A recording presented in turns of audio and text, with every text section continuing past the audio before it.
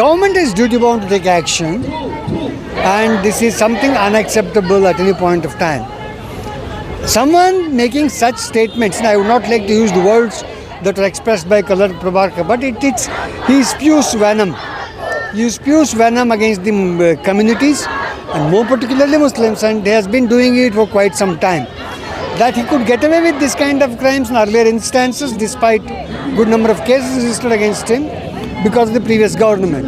And the present government, which is duty bound, which has made statement and people have chosen them that they will maintain law and order, seems to be hand in glove with this person and allowing him to carry on with the kind of venom which he can spew out there. I think that's something which is unacceptable at any point of time. And people are extremely angry.